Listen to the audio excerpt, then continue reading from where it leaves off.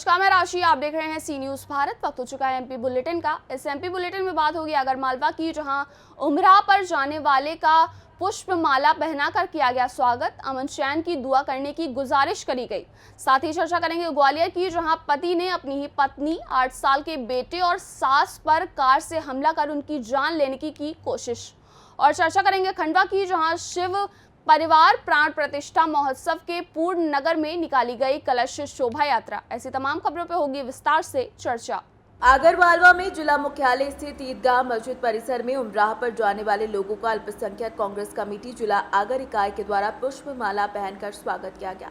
आपको बता दें कि सऊदी अरब स्थित मक्का मदीना में उमराह पर जाने वाले देश प्रदेश और जिले के अमन चैन की दुआ करने की गुजारिश भी की गई। इस दौरान उमराह पर जाने वाले लोगों द्वारा स्वागतकर्ताओं के सिर पर हाथ रखकर उन्हें शुक्रिया अदा किया गया। इस दौरान नगर पालिका उपाध्यक्ष रऊफ मुल्तानी, अंजुमन कमेटी सदर के पार्षद समीउल्लाह कुरैशी, अल्पसंख्यक कांग्रेस कमेटी जिला अध्यक्ष शाहिद मुल्तानी, हाजी अब्दुल वहाब आदि मौजूद रहे। आगरमालवा से सी न्यूज़ संवाददाता अर्श अहमद कुरैशी की रिपोर्ट।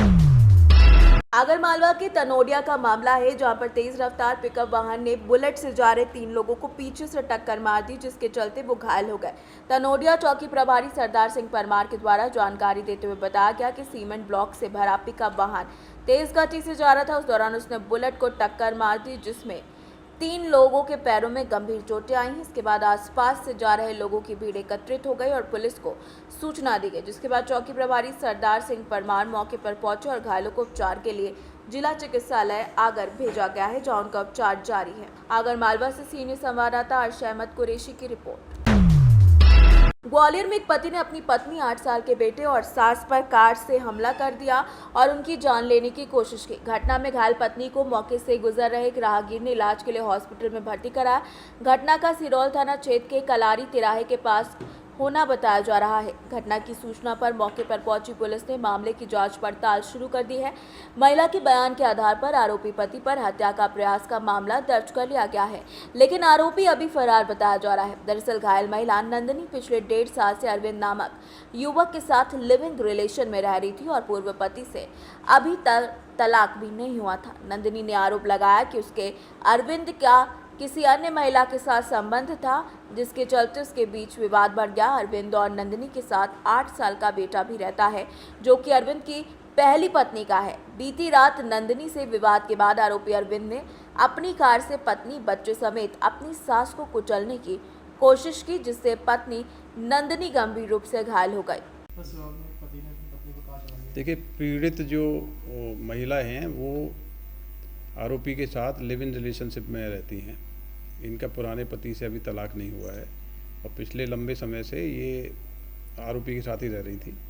इनमें कल कोई पारिवारिक विवाद हुआ। पारिवारिक विवाद के बाद ये हॉस्पिटल में भर्ती हुई। जो इनके बयान कराए गए उसमें इनके द्वारा बताया गया है कि पति के द्वारा जानबूझ के उनकी हत्या करने की नीयत से कार चढ़ाई गई है।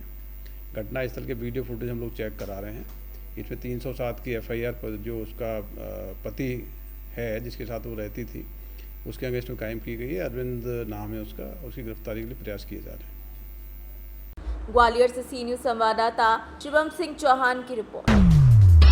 खबर खंडवा से है, जहां पर शिव परिवार प्राण प्रतिष्ठा महोत्सव के पूर्व नगर में कलश शोभा यात्रा निकाली गई। प्राण प्रतिष्ठा के पूर्व ओंकारेश्वर आदिवासी समाज कल्याण समिति द्वारा कलश यात्रा में 111 महिलाएं शामिल हुई। कलश यात्रा के लिए केवल रामा घाट पर विधि पूर्वक पूजा कर सभी महिलाओं ने जल भरा और JP चौक से पैदल चलकर पुराना बस स्टैंड पर स्थित वहां पर पहुंचा। धर्मशाला पर कलश यात्रा संपन्न होने के बाद सभी महिलाओं के लिए प्रसाद का प्रबंध समिति द्वारा किया गया था। जो तीर्थ नगरी ओंकारेश्वर में आदिवासी समाज का क्या कार्यक्रम, कितने दिवसीय है और कहाँ के लोग आए हैं? ओंकारेश्वर में आदिवासी कल्याण समिति धर्मशाला द्वारा बाबा भोलेनाथ के मंदिर में भोलेनाथ परिवार की प्राण प्रतिष्ठा का कार्यक्रम 3 दिवसीय चल रहा है। उसमें नर्मदा से जल भर के कन्याओं द्वारा लेके और उनका जुलूस होते हुए JP चौक से और आदिवासी धर्मशाला में ले गए और वो वहाँ पूजन पाठ 3 दिवसीय चल रहा है।